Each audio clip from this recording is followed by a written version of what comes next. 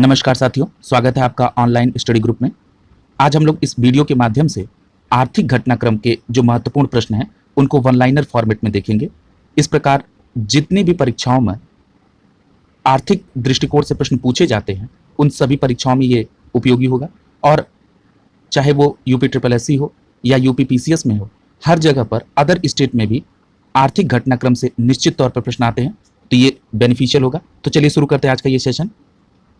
इसमें पहला प्रश्न दिया है कि भारतीय स्ट्रीट वेंडर्स आत्मनिर्भर निधि, जिसको शॉर्ट में PM स्वनिधि कहते हैं, को कब तक के लिए बढ़ाया गया। ठीक है, तो आपका सही जवाब होगा दिसंबर 2024 तक के लिए। ठीक है, यानी PM स्वनिधि का फुल फॉर्म क्या होता है? प्रधानमंत्री स्ट्रीट वेंडर्स आत्मनिर्भर निधि। ठीक है, अब दूसरी बात यह है कि ये किस मंत्रालय के द्वारा इसको संचालित किया जाता है, तो आपका जवाब होगा केंद्रीय आवास एवं शहरी मंत्रालय द्वारा। दूसरी बात कि इस प्रधानमंत्री स्ट्रीट वेंडर्स आत्मनिर्भर निधि के अंतर्गत छोटे दुकानदारों और फेरी वालों को आर्थिक सहयोग दिया जाता है, और इसकी जो प्रमुख बात है वो ये है कि ये छोटे दुकानदार और फेरी वालों को 10,000 रुपए तक का ऋण बिना किसी गारंटी के मुहैया कराता है। ठीक है, ये आपने समझा PM स्वनिधि योजना के बारे में, और इसका कार्यकाल दिसंबर 2024 तक के लिए बढ़ाया गया। ठीक है, अगला प्रश्न देखिए, आगे दे रहा है माइक्रो ब्लॉगिंग साइट ट्विटर का अधिग्रहण करने की घोषणा किस अरबपति के द्वारा की गई, तो आपका जवाब होगा एलन मस्क के द्वारा। ये एलन मस्क ने ट्विटर का अधिग्रहण कितने बिलियन डॉलर में किया, तो आपका जवाब होगा 44 बिलियन डॉलर में एलन मस्क ने ट्विटर का अधिग्रहण किया। अगला प्रश्न है, कौन सी क्षेत्रीय एयरलाइंस केंद्र सरकार के नियंत्रण में एक स्वतंत्र व्यावसायिक इकाई बनी है, तो उसका नाम है एयरलाइंस एयर। और दूसरी बात है कि एयरलाइंस एयर का मुख्यालय कहां पर है, तो आपका जवाब होगा मुंबई में। ठीक है, अगला प्रश्न देखिए, किसने विश्व के पहले क्रिप्टो समर्थित भुगतान कार्ड को लॉन्च किया है, तो आपका जवाब होगा नेक्सो एवं मास्टर कार्ड। यानी नेक्सो एवं मास्टर कार्ड ने विश्व के पहले क्रिप्टो समर्थित भुगतान कार्ड को लॉन्च किया, और कब लॉन्च किया? 13 अप्रैल 2022 को। अगला देखिए, आर्थिक संकट से जूझ रहे श्रीलंका की क्रेडिट रेटिंग एक क्रेडिट रेटिंग एजेंसी फिच द्वारा कितनी कर दी गई है, तो उसका सही जवाब होगा C। जरा मैं इस प्रश्न को सही वे में रखता हूं ताकि आप प्रश्न सही से समझ पाएं। एक क्रेडिट एजेंसी है जिसका नाम क्या है? फिच। इस क्रेडिट एजेंसी फिच ने श्रीलंका की क्रेडिट रेटिंग जारी की है और उसको क्या कर दी है? C कर दी है। अब आप समझ गए होंगे। अगला प्रश्न देखिए, ग्लोबल लीडर अप्रूवल रेटिंग्स में किस नेता को शीर्ष स्थान प्राप्त हुआ है, तो आपका सही जवाब होगा प्रधानमंत्री नरेंद्र मोदी को। और अगली बात है कि ग्लोबल लीडर अप्रूवल रेटिंग्स जिसमें प्रधानमंत्री को शीर्ष स्थान प्राप्त हुआ है, ये किसके द्वारा जारी की जाती है, तो आपका सही जवाब होगा मॉर्निंग कंसल्ट के द्वारा ग्लोबल लीडर अप्रूवल रेटिंग्स जारी की जाती है। अगला प्रश्न है, हाल ही में विश्व आर्थिक आउटलुक रिपोर्ट किसने जारी की, तो आपका सही जवाब होगा IMF यानी अंतरराष्ट्रीय मुद्रा कोष द्वारा विश्व आर्थिक आउटलुक रिपोर्ट जारी की जाती है। अब यहाँ पर IMF की बात हो गई तो ये जानना जरूरी है कि IMF की स्थापना कब हुई, तो आपका जवाब होगा जुलाई 1944 में। जुलाई 1944 में संयुक्त राज्य अमेरिका के एक जगह है जहाँ का नाम है न्यू हैम्पशायर में एक सम्मेलन हुआ जिसका नाम था ब्रेटन वुड्स। ठीक है, यानी ब्रेटन वुड्स सम्मेलन में IMF की स्थापना हुई थी। और दूसरी बात कि इसका मुख्यालय कहां पर है, तो इसका मुख्यालय वाशिंगटन DC में। इतनी बात आपको IMF के बारे में मालूम होनी चाहिए। अब इस रिपोर्ट के अनुसार भारत के वर्ष 2022 के लिए विकास पूर्वानुमान को कितना अनुमानित कर दिया गया है, तो किस रिपोर्ट के अनुसार, तो विश्व आर्थिक आउटलुक रिपोर्ट के अनुसार जिसको IMF ने जारी किया, उसके अनुसार भारत के 2022 के विकास को पूर्वानुमान को कितना किया गया है, तो वो 8.2% किया गया है, याद रखिएगा।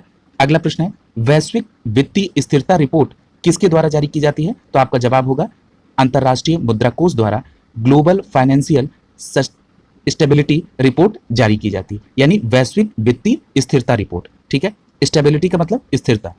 अगला देखिए, वैश्विक आयुष निवेश एवं नवाचार मिशन शिखर सम्मेलन 2022 का आयोजन कहाँ किया गया, तो आपका सही जवाब होगा गांधीनगर गुजरात में वैश्विक आयुष निवेश एवं नवाचार शिखर सम्मेलन का आयोजन किया गया।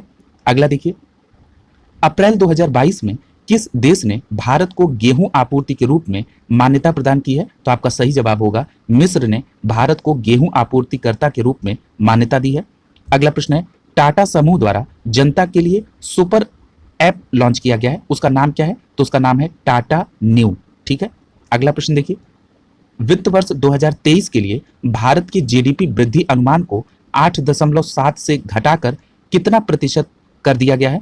तो आपका जवाब होगा 8% कर दिया गया है। ठीक है, यानी कि 2023 के लिए जीडीपी भारत की 8.7 से घटाकर 8% कर दी गई है। अब आपके मन में यह प्रश्न होगा कि 8.7 से घटाकर 8% किसने कर दी है? तो आपका सही जवाब होगा कि यह विश्व बैंक द्वारा किया गया है। ठीक है, अगला प्रश्न देखिए, किस मंत्रालय ने त्रिपक्षीय विकास निगम यानी टीडीसी कोष नामक एक प्लेटफॉर्म की शुभारंभ किया है? तो आपका सही जवाब होगा विदेश मंत्रालय, यानी विदेश मंत्रालय ने त्रिपक्षीय विकास निगम यानी टीडीसी कोष नामक एक प्लेटफॉर्म शुभारंभ किया है। इंपॉर्टेंट प्रश्न है। और इस प्लेटफॉर्म का उद्देश्य क्या है? त्रिपक्षीय विकास निगम प्लेटफॉर्म का, तो इसका उद्देश्य है चीनी विकास साझेदारी मॉडल का विकल्प प्रदान करना। ठीक है, अगला देखिए, Hurun global health care rich list 2022 में शीर्ष स्थान पर किसे रखा गया है? तो आपका सही जवाब होगा साइरस पूनावाला को, यानी कि जो Hurun global health care rich list जारी की गई उसमें पहले नंबर पे कौन है? साइरस पूनावाला। कितनी इनकी संपत्ति है? 26 बिलियन अमेरिकी डॉलर। ठीक है, ये साइरस पूनावाला कौन है? तो Cyrus Poonawalla serum institute of India के अध्यक्ष हैं। अब जब चर्चा सीरम इंस्टीट्यूट ऑफ इंडिया की हो जाए और कोविड वैक्सीन की बात न हो तो ये चर्चा अधूरी समझी जाएगी। तो चलिए हम लोग इसको भी देख लेते हैं जल्दी से। सीरम इंस्टीट्यूट ऑफ इंडिया ने और आईसीएमआर ने, इन दोनों लोगों ने मिलकर ऑक्सफोर्ड एस्ट्राजेनेका का सहयोग लिया और एक वैक्सीन बनाई जिसका नाम क्या था? कोविशील्ड। ठीक है, दूसरी बात, यदि हम सीरम इंस्टीट्यूट ऑफ इंडिया की बात करें तो इसके द्वारा कोवोवैक्स वैक्सीन बनाई गई। ये दो वैक्सीन में सीरम इंस्टीट्यूट ऑफ इंडिया का योगदान है। दूसरी कौन सी है? Covovax vaccine. ठीक है, दोनों वैक्सीन का नाम याद रखिएगा, यहां से कोरिलेट किया जा सकता है। ठीक है, आगे देखिए, प्रधानमंत्री नरेंद्र मोदी द्वारा लॉन्च भारत के प्रथम डेयरी सामुदायिक रेडियो स्टेशन का नाम क्या रखा गया है? तो सही जवाब होगा दूधवाड़ी। ये स्टेशन का उद्देश्य क्या है? तो दूधवाड़ी रेडियो स्टेशन का उद्देश्य पशुपालन और कृषि के लिए आवश्यक जानकारी किसानों तक पहुंचाना है।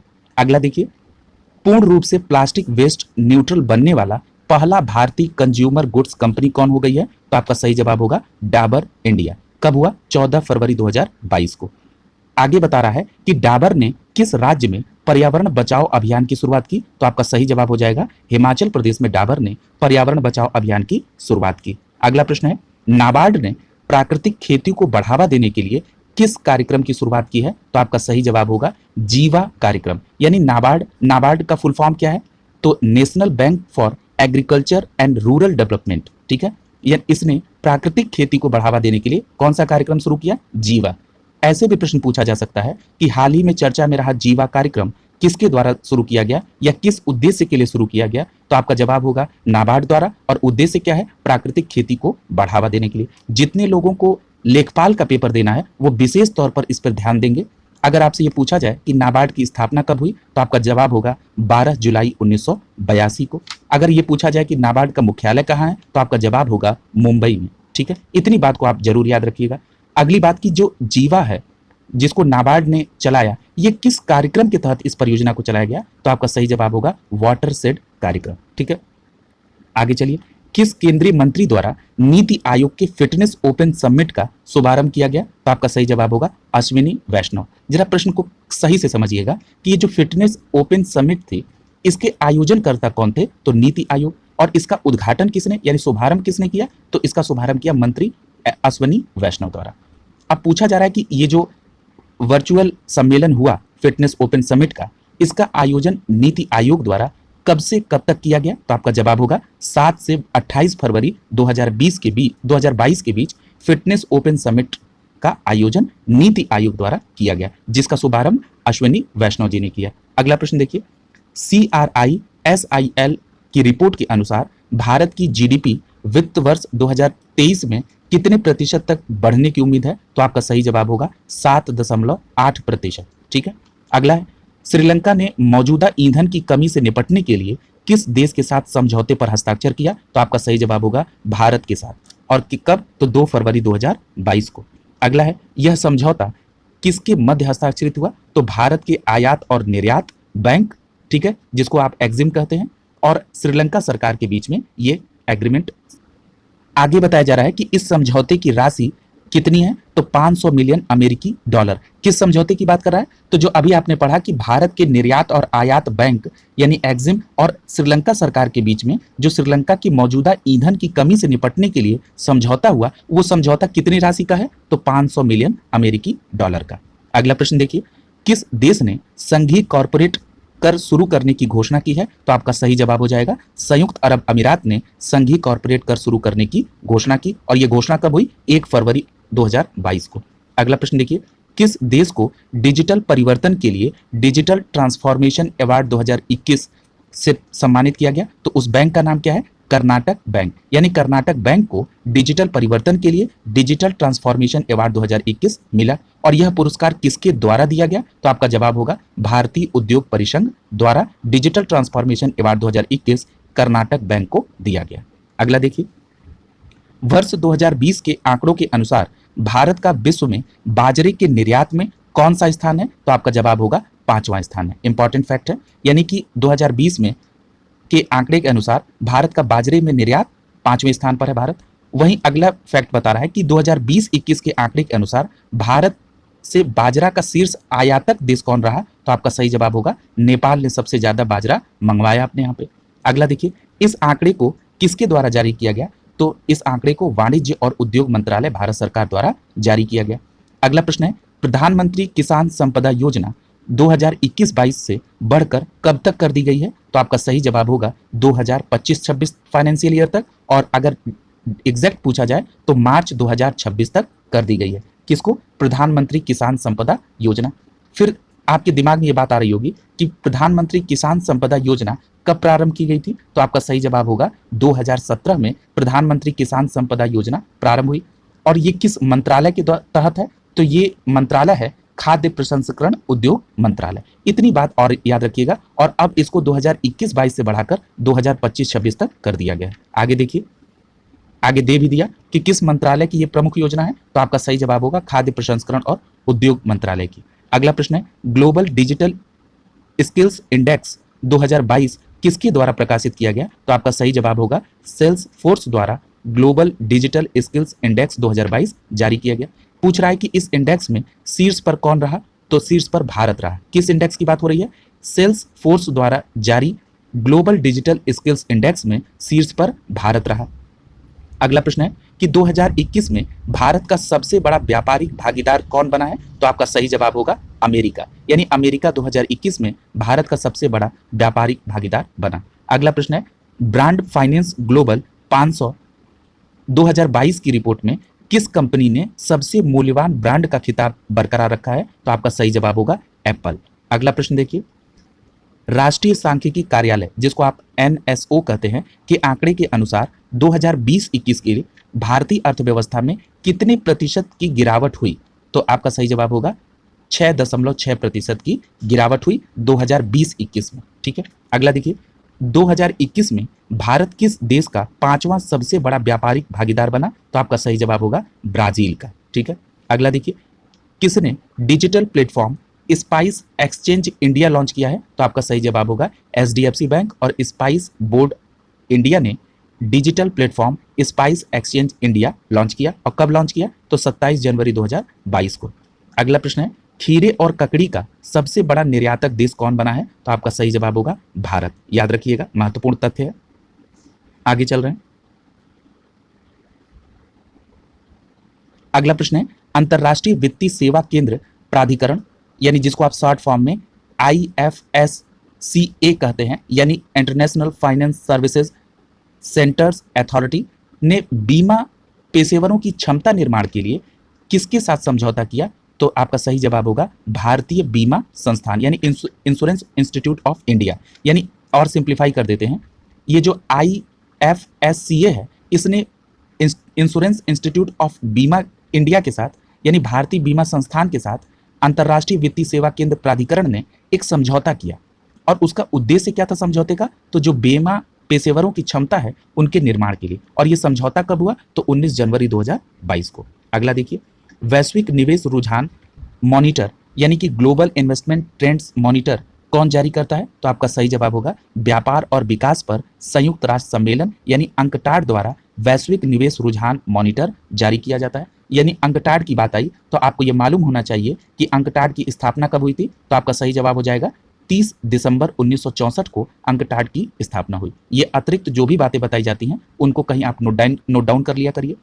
अगला है कि इस रिपोर्ट के अनुसार वर्ष 2021 में भारत में एफडीआई प्रवाह में कितने प्रतिशत की कमी आई थी? किस रिपोर्ट के अनुसार? जो अंकटाड ने वैश्विक निवेश रुझान मॉनिटर रिपोर्ट दी, इसमें 26% की एफडीआई प्रवाह में कमी 2021 में भारत में आई थी। ठीक है, आगे देखिए, अंकटाड का मुख्यालय कहां पर है? तो आपका जवाब हो जाएगा जेनेवा, स्विट्जरलैंड। और ये अभी हमने आपको बता दिया कि अंकटाड की स्थापना कब हुई थी, तो 30 दिसंबर 1964 को। अगला प्रश्न है, निफ्टी इंडिया डिफेंस इंडेक्स को किसने लॉन्च किया? तो आपका सही जवाब होगा एनएसई इंडिसेस के द्वारा Nifty India defence index launch किया गया।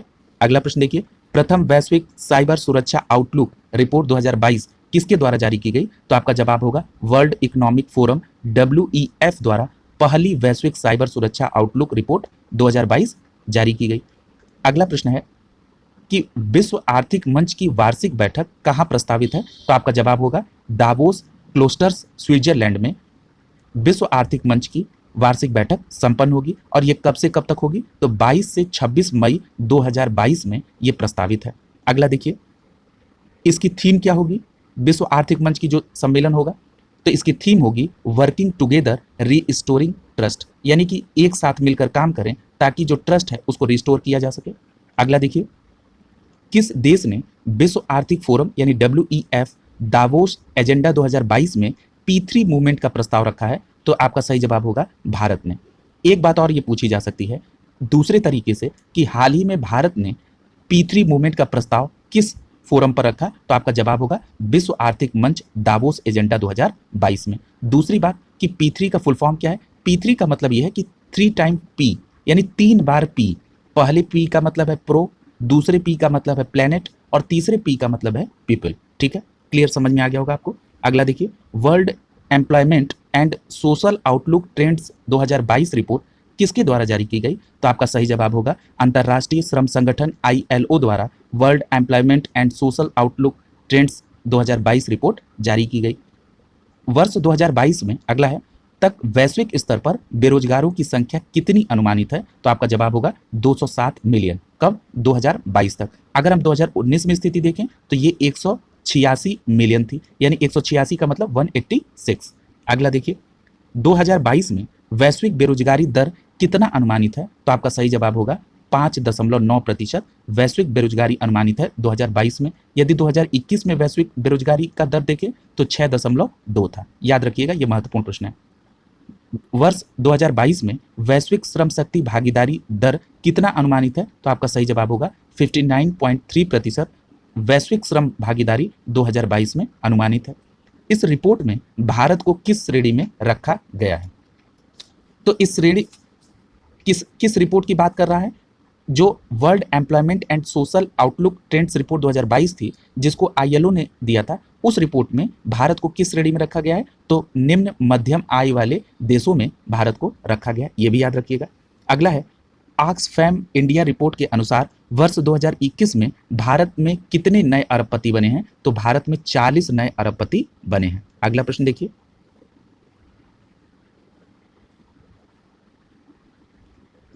अगला प्रश्न है world economic situation and prospects 2022 नामक रिपोर्ट किसके द्वारा जारी की गई? तो आपका सही जवाब होगा संयुक्त राष्ट्र के आर्थिक और सामाजिक मामले के विभाग द्वारा world economic situation and prospects 2022 report जारी की गई। इसके अनुसार वैश्विक विकास दर 2021 में कितने प्रतिशत आकलित की गई है? तो आपका सही जवाब होगा 5.5%। अगला देखिए, वैश्विक विकास दर कि 2022 और 2023 में कितना प्रतिशत रहने का अनुमान है? तो याद रखिएगा 2022 में 4% और 2023 में 3.5% रहने का अनुमान है। अगला प्रश्न देखिए, कह रहा है कि 2021 में भारत की विकास दर कितनी है, यानी ये उसी रिपोर्ट में ही को ही क्लेम करते हुए आगे चल रहा है।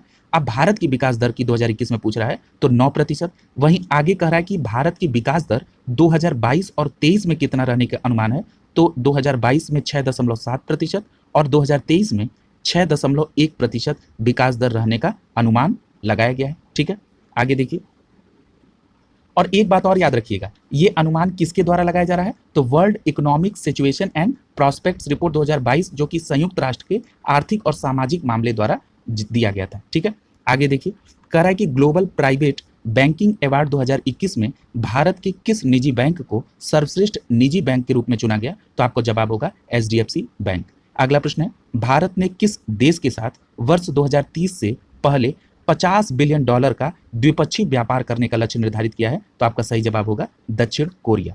अगला देखिए, ग्लोबल इकोनॉमिक प्रॉस्पेक्ट्स रिपोर्ट किसके द्वारा जारी की गई? तो आपका सही जवाब होगा विश्व बैंक द्वारा। ये रिपोर्ट जो जारी की गई पूछता है ना, ये बहुत इंपॉर्टेंट प्रश्न है। यानी ग्लोबल इकोनॉमिक प्रॉस्पेक्ट्स रिपोर्ट विश्व बैंक द्वारा जारी की गई। इस ग्लोबल इकोनॉमिक प्रॉस्पेक्ट्स रिपोर्ट जो जनवरी 2022 में जारी हुई, भारत की आर्थिक समृद्धि वार्षिक तौर पर कितनी आंकी गई है? तो 2021 के लिए 8.3% और 2022 के लिए 8.7% आंकी गई है। अगला, हाल ही में किसने निवेश संरक्षण और शिक्षा कोष, जिसका शॉर्ट फॉर्म है IPEF, पर सलाहकार समिति का पुनर्गठन किया है? तो आपका सही जवाब होगा सेबी के द्वारा, यानी भारतीय प्रतिभूति और विनिमय बोर्ड द्वारा। अगला है, इस समिति का पुनर्गठन किसकी अध्यक्षता में हुआ? तो आपका सही जवाब होगा गुरुमूर्ति महालिंगम। यानी इसको एक जगह थोड़ा सा समराइज कर देते हैं कि भारतीय प्रतिभूति एवं विनिमय बोर्ड, जिसको आप सेबी के नाम से जानते हैं, इन्होंने निवेश संरक्षण और शिक्षा कोष पर एक सलाहकार समिति गठित की, और वो समिति किसके अध्यक्षता में है? तो वो गुरुमूर्ति महालिंगम की अध्यक्षता में। आगे चलिए, किसके अनुसार भारत 2026 तक इथेनॉल मांग के संदर्भ में विश्व का तीसरा सबसे बड़ा बाजार बन जाएगा? तो आपका सही जवाब होगा अंतर्राष्ट्रीय ऊर्जा एजेंसी IEA का ये अनुमान है कि भारत 2026 तक इथेनॉल की मांग के संदर्भ में विश्व का तीसरा सबसे बड़ा बाजार बन जाएगा। आगे देखिए, एशियन इंफ्रास्ट्रक्चर इन्वेस्टमेंट बैंक का उपाध्यक्ष किसको नियुक्त किया गया है? तो आपका सही जवाब होगा उर्जित पटेल, जो भारत में RBI के पूर्व गवर्नर थे। और ये जो एशियन इंफ्रास्ट्रक्चर इन्वेस्टमेंट बैंक है, ये कहाँ पर है? तो ये चीन में। ठीक है, और इसके उपाध्यक्ष बनाएगा, याद रखिएगा। अगला है, किस संस्था द्वारा जारी रिपोर्ट में भारत के वर्ष 2030 तक एशिया की दूसरी सबसे बड़ी अर्थव्यवस्था बनने का अनुमान व्यक्त किया गया है? तो ये IHS मार्केट द्वारा ये कहा गया कि भारत 2030 तक एशिया की दूसरी सबसे बड़ी अर्थव्यवस्था बन जाएगा। भारत यह उपलब्धि किस देश को पीछे कर हासिल करेगा? तो आपका सही जवाब होगा जापान को। अगला, वर्तमान में भारत विश्व की शीर्ष अर्थव्यवस्था में किस रैंकिंग पर है? तो आपका जवाब होना चाहिए 6वीं रैंकिंग पर। ठीक है, आगे चलते हैं।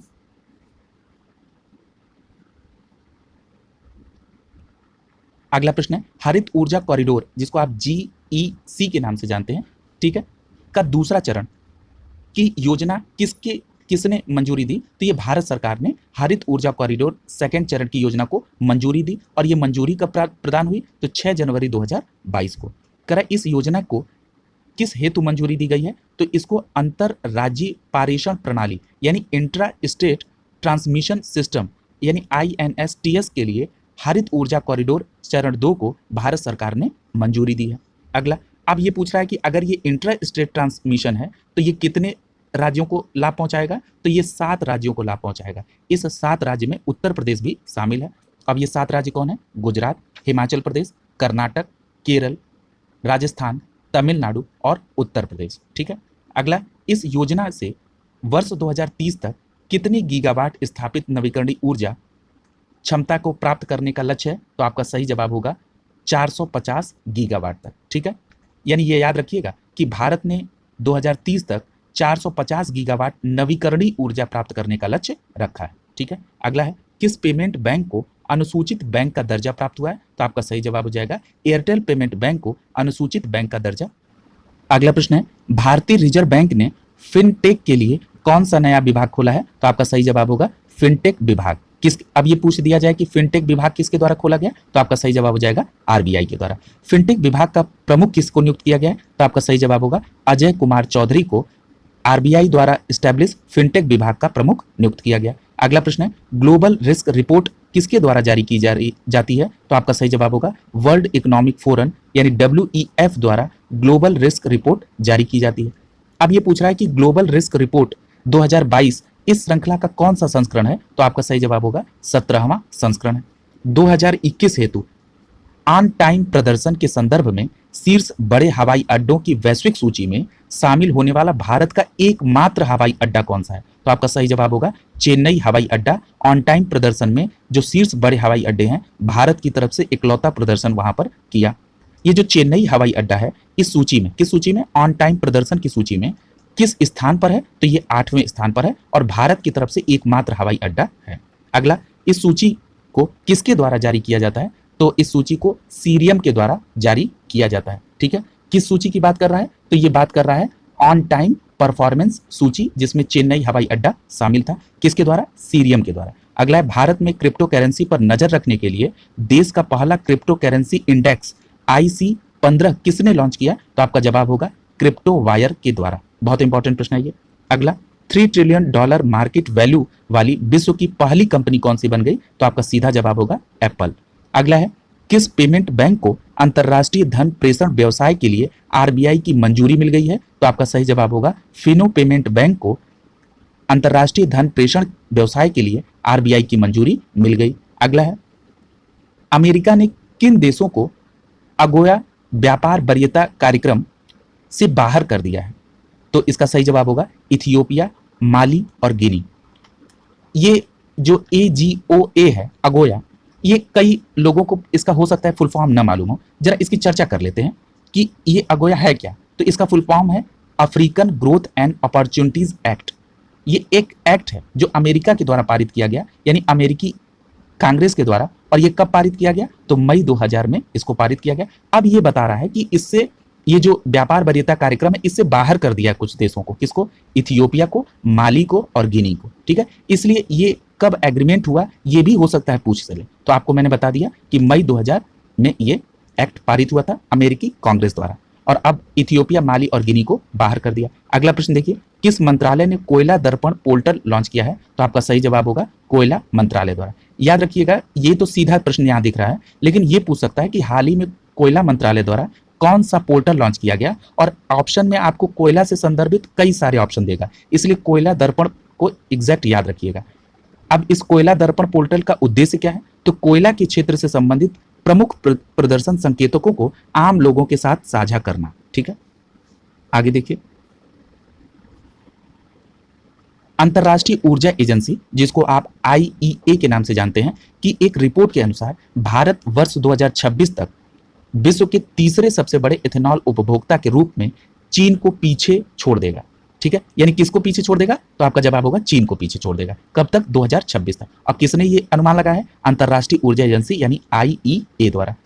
अब ये कह रहा है कि वर्तमान में विश्व के 2 सबसे बड़े इथेनॉल उपभोक्ता देश हैं, तो आपका सही जवाब होगा अमेरिका और ब्राजील। ठीक है, एक बात और याद रखिएगा, अगर आपसे ये पूछा जाए कि भारत एथेनॉल में, जो पेट्रोल में एथेनॉल मिलाने का लक्ष्य है, वो अगर 10% की बात की जाए तो 10% कब तक अचीव करने का लक्ष्य रखा है? तो आपका सही जवाब होगा 2022 तक 10% अचीव करने का लक्ष्य रखा है। यदि आपसे ये पूछा जाए कि पेट्रोल में एथेनॉल के प्रयोग को 20% तक कब तक का लक्ष्य है, तो आपका सही जवाब हो जाएगा 2025 तक। ये भी बात आप इसके साथ याद रखिएगा। ठीक है, आगे देखिए, केंद्रीय वित्त एवं कारपोरेट कार्य मंत्री निर्मला सीतारमण द्वारा संसद में आर्थिक समीक्षा पेश की गई। तो कब पेश की गई? तो ये पेश की गई 31 जनवरी 2022 को। याद रखिएगा, ये जो आर्थिक समीक्षा पेश की जाती है, ये बजट से एक दिन पहले पेश की जाती है। बजट 1 फरवरी को, तो आर्थिक समीक्षा रिपोर्ट 31 जनवरी को। अगला देखिए, आर्थिक समीक्षा 2021-22 का मूल विषय क्या था? ये इंपॉर्टेंट प्रश्न है।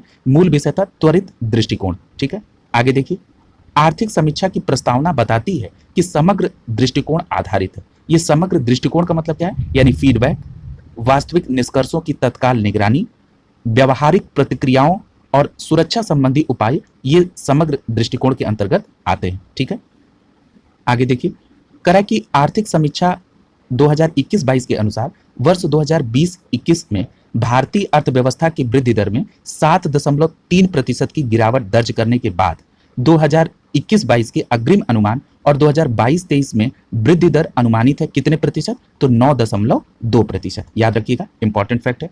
अगला है, कोविड महामारी से सबसे कम प्रभावित क्षेत्र कौन था? तो सबसे कम था कृषि एवं संबद्ध क्षेत्र। और अगर ये पूछे कि सबसे ज्यादा प्रभावित कौन था, तो सर्विस सेक्टर, जिसको हिंदी में आप सेवा क्षेत्र कहते हैं। ठीक है, अगला प्रश्न है 2020-21 में पीई, ये जो पीई का मतलब होता है अनंतिम अनुमान, ठीक है, यानी 2020-21 का जो अनंतिम अनुमान है उसमें कृषि एवं संबद्ध क्षेत्र की जो वृद्धि दर है वो 3.6% रही, जबकि वर्ष 2021-22 के यहाँ लिखा फर्स्ट एई, इसका मतलब है पहला अग्रिम अनुमान, यानी 2021-22 के पहले अग्रिम अनुमान के लिए यह कितना अनुमानित है, तो ये 3.9% अनुमानित है। ठीक है, क्लियर हो गया।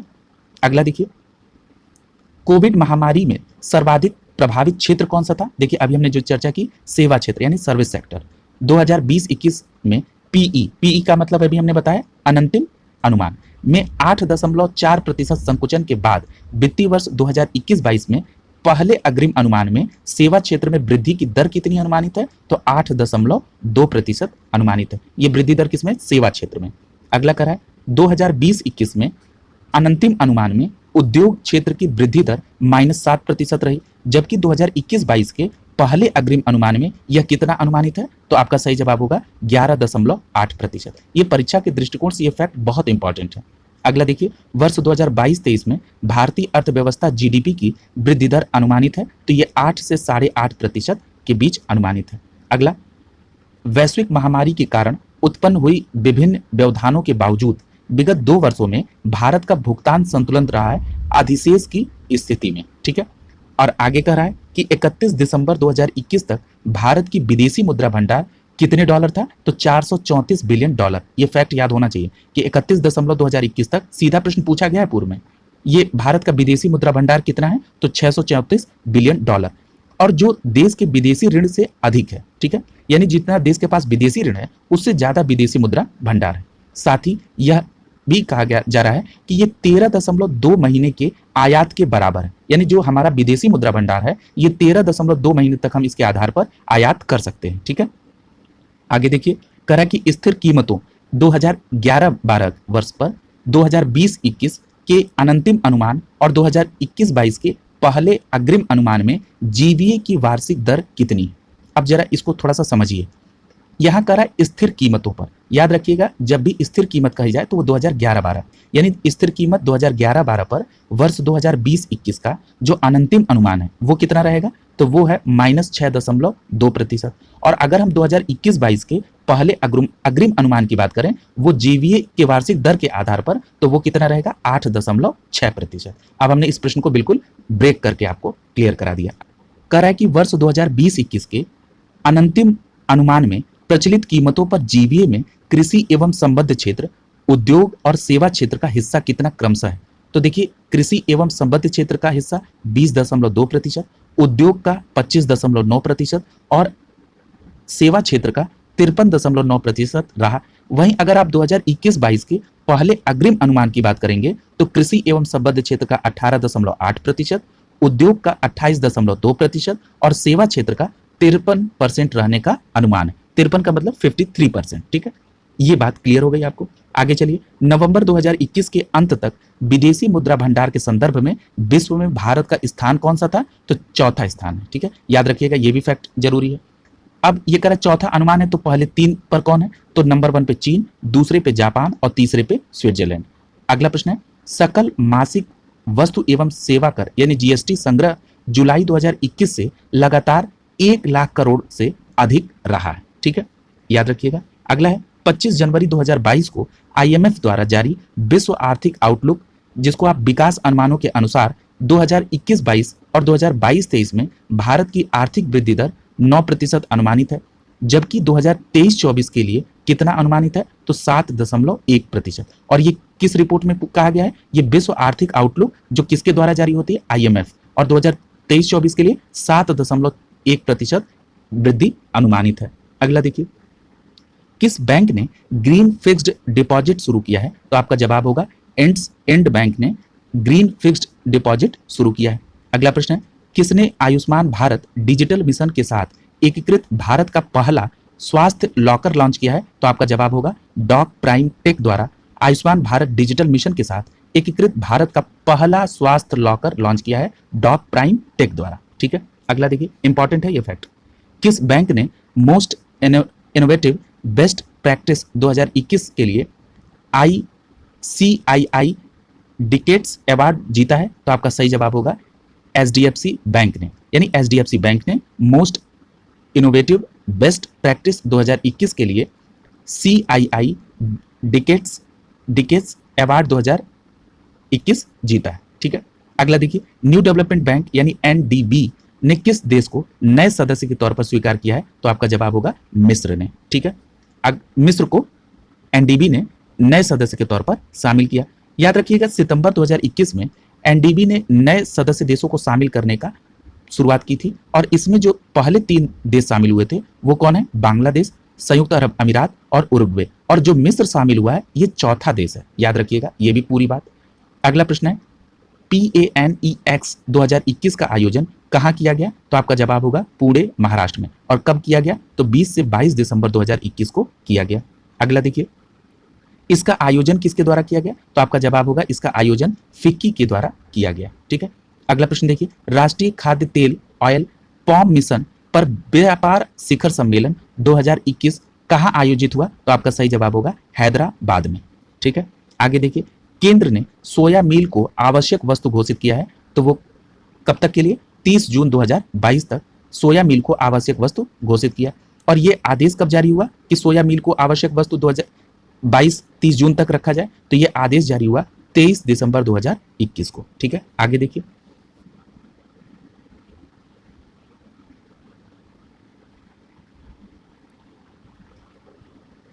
आगे दे रहा है कि सरकार ने किस अधिनियम की अनुसूची में संशोधन किया?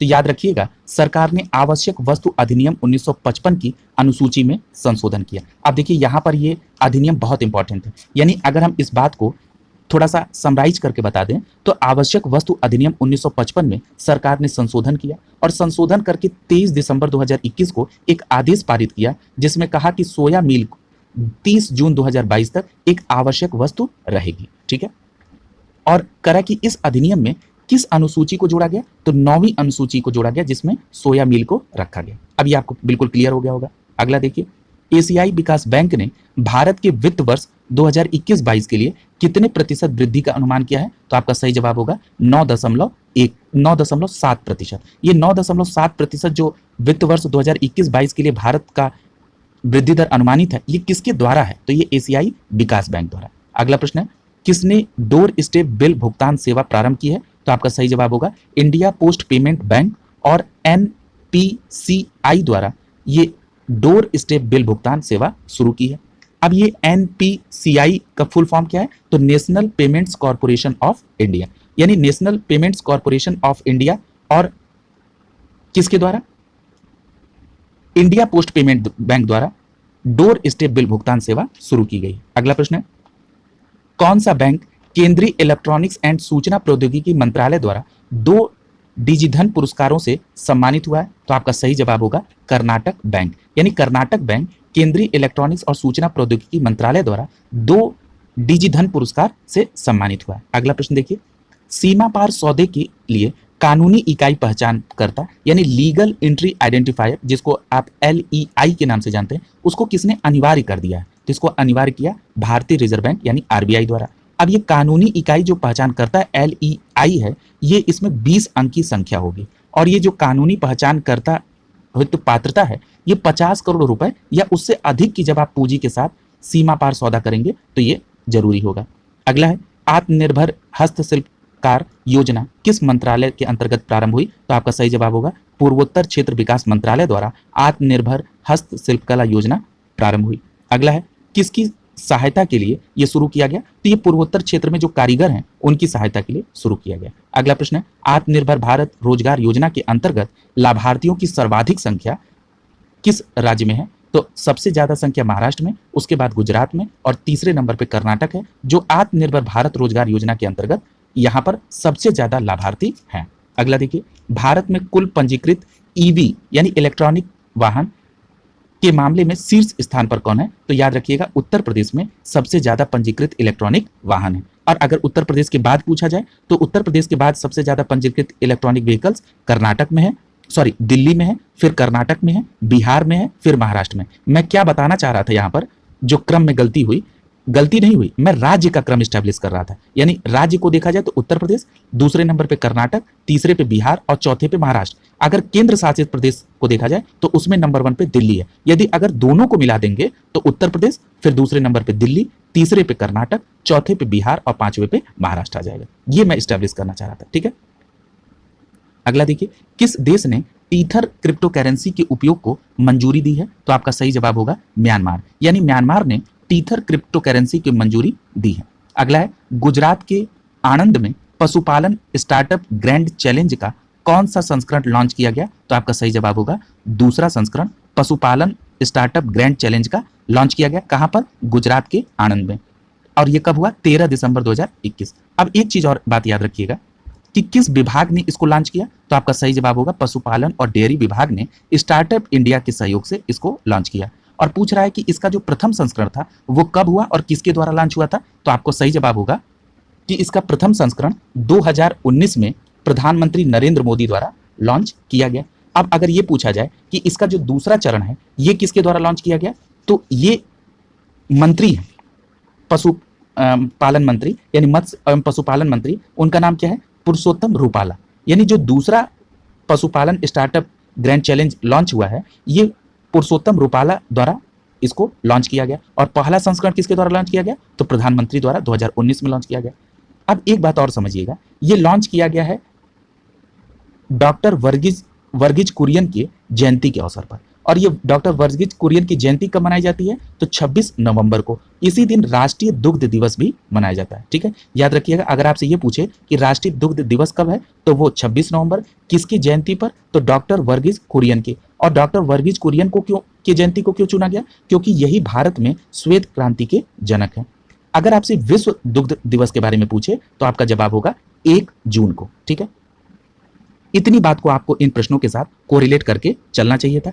मेरी ये हैबिट है कि यदि चर्चा में जहां आवश्यकता पड़े वहां पे अगर कोरिलेट न किया जाए तो वो चर्चा अधूरी समझी जाती है। जब किसी भी काम के लिए जब समय लगाया जा रहा है तो उस चर्चा को क्यों ना कंप्लीट कर दिया जाए। इसीलिए मैं आप लोगों से भी अनुरोध कर रहा हूं कि आप लोग भी साथ दें, और अगर वीडियो अच्छा लगा हो तो इसे लाइक करें और सपोर्ट के लिए अपने दोस्तों के ग्रुप में इस वीडियो को शेयर करें ताकि ऑनलाइन स्टडी ग्रुप एक विस्तार ले, ठीक है।